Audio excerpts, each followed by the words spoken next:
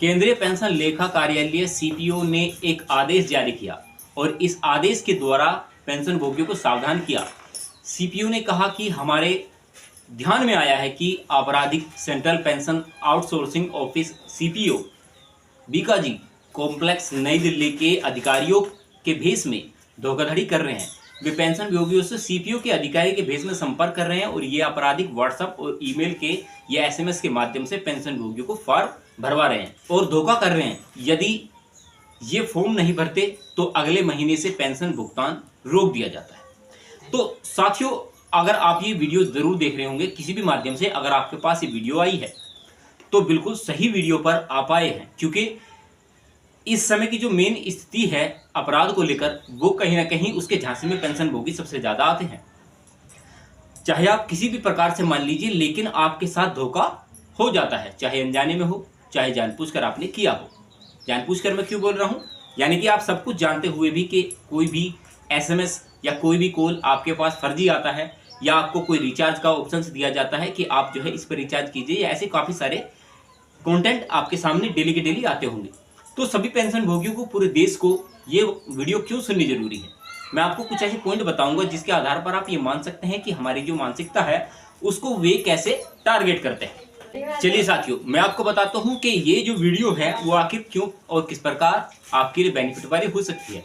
कुछ ऐसे पॉइंट हैं जो मैं आपको स्टार्टिंग में ही बताने वाला हूं।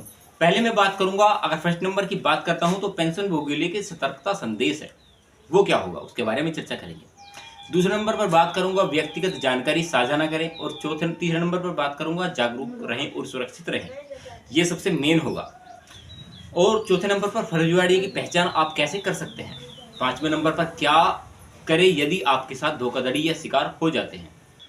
छठवें नंबर पर बात करने वाले हैं मदद और सलाह के लिए संपर्क आप किस प्रकार या कैसे कर सकते हैं। और सातवें नंबर पर पेंशन के लिए सुरक्षा टिप्स क्या होने वाले हैं। पेंशन भोगी अपने अधिकारियों को ज्ञान जानने के बारे में कैसे जान सकते हैं। और 10वें नंबर पर बात करेंगे संदिग्ध संदेशों को अनदेखी करें। और 11वें नंबर पर वही अपना पुराना निष्कर्ष के बारे में बात करेंगे। चलिए साथियों, अब चर्चा करते हैं अहम मुद्दों के बारे में। केंद्रीय पेंशन लेखा कार्यालय यानी कि सीपीओ ने यहाँ सभी पेंशन भोगियों से निवेदन किया है कि वे इस प्रकार से किसी धोखाधड़ी के शिकार न हो, और हम सभी पेंशनरों से आग्रह करते हैं कि वे सतर्क रहें और इस धोखाधड़ी की घटनाओं को शिकार न बने। किसी भी अज्ञात व्यक्ति या संदिग्ध संदेशों के माध्यम से प्राप्त अनुसंधानों का पालन न करें। चलिए साथियों, बात करते हैं व्यक्तिगत जानकारी साझा न करें, क्योंकि अहम मुद्दे हैं उनके बारे में चर्चा करना जरूरी है। केंद्रीय पेंशन लेखा कार्यालय सीपीओ ने सभी पेंशन भोगियों से कहा है कि वे कृपया किसी के साथ अपनी व्यक्तिगत जानकारी साझा न करें, जैसे कि अपना पीपीओ नंबर इत्यादि, जन्म तिथि और बैंक खाता इत्यादि का विवरण साझा न करें। पीपीओ, सीपीओ, बैंक और अन्य सरकारी एजेंसियां कभी भी पेंशन भोगियों से किसी भी प्रकार की जानकारी नहीं मांगती। यदि आपको ऐसा कोई अनुरोध प्राप्त होता है तो इसे तुरंत नजरअंदाज करें और संबंधित अधिकारियों को सूचित करना जरूरी है। जागरूक रहें और सुरक्षित रहें। केंद्रीय पेंशन लेखा कार्यालय ने कहा कि पेंशन भोगियों अपनी व्यक्तिगत जानकारी की सुरक्षा के लिए सतर्क रहें और किसी भी संदेहजनक गतिविधि की तुरंत सूचना अधिकारी को दें। आपकी सावधानी और सतर्कता ही आपके व्यक्तिगत और वित्तीय जानकारी की सुरक्षा कर सकता है। साथियों, अब चर्चा करते हैं कि आप जो है फर्जीवाड़े की पहचान कैसे कर सकते हैं, क्योंकि हर एक एसएमएस आपको ऐसा ही लगेगा जो कि जेन्युइन एसएमएस है। आपकी उस एसएमएस की या उस कॉल की पहचान कैसे करेंगे, उसके बारे में संपर्क करते हैं।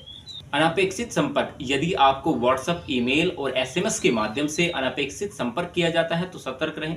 अपराधी आपको व्हाट्सएप पर ईमेल या एसएमएस के द्वारा लिंक भेजा जाएगा।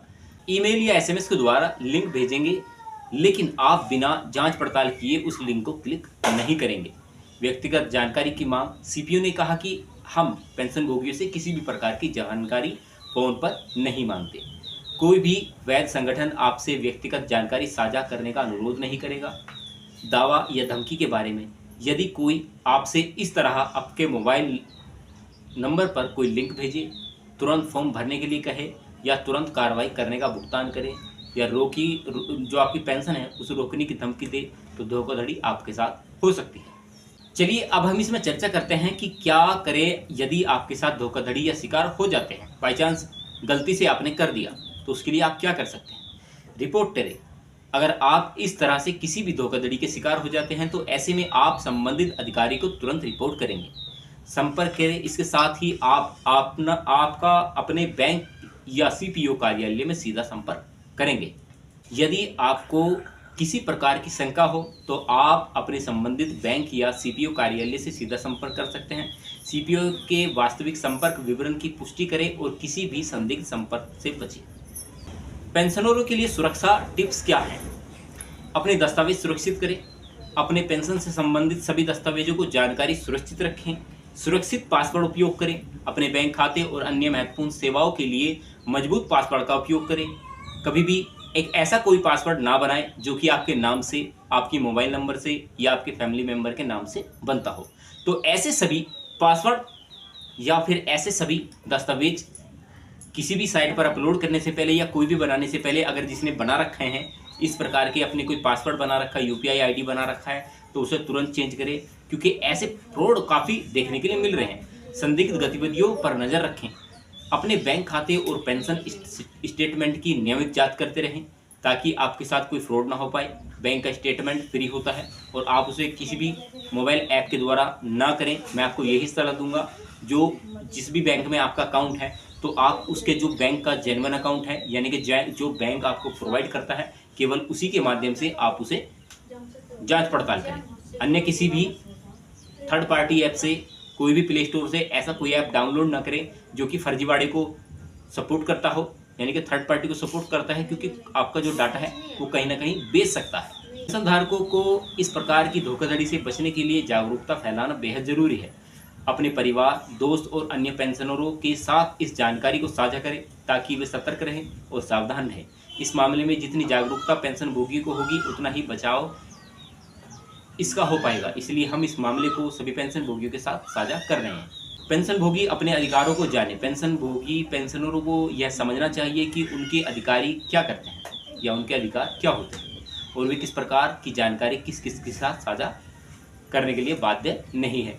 सीपीओ या कोई अन्य सरकारी संस्थान आपके व्यक्तिगत जानकारी मांगने का अधिकार नहीं रखता जब तक कि वह किसी वैध कारण से ना हो।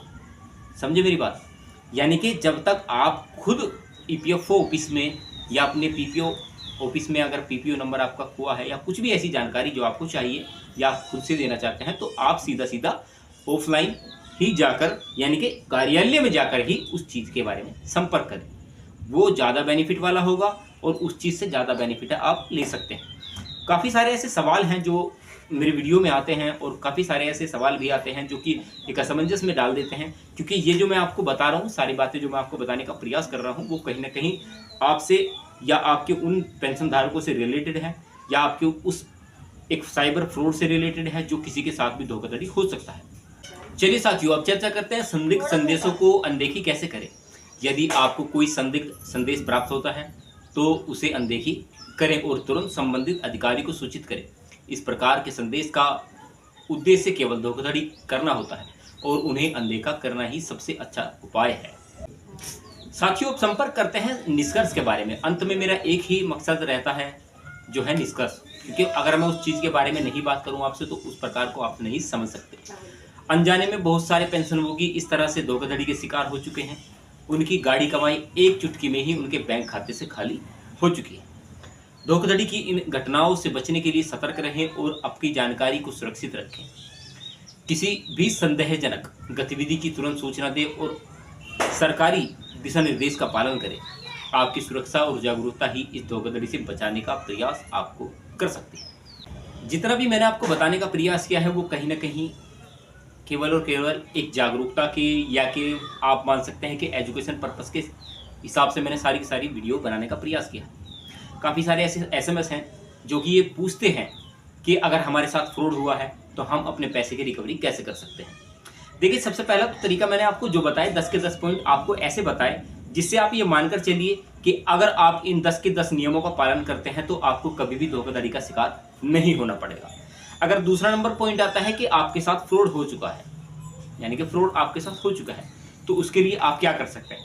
आपको जो नज़दीकी पीपीओ नंबर होगा, पीपीओ जो ऑफिस है, या अपने सीपीओ अधिकारी से संपर्क कर सकते हैं। आपके जो नज़दीकी ईपीएफओ ऑफिस है, यानी कि पेंशन कार्यालय है, तो आप उसमें जा सकते हैं। और सबसे बड़ा अच्छा तरीका यही है कि जब भी आप किसी भी अधिकारी से मिले तो उनको आप अपना एक पहले एप्लीकेशन लिखें, क्योंकि आपको बाद में जाकर भी इस चीज़ का सामना करना पड़ेगा।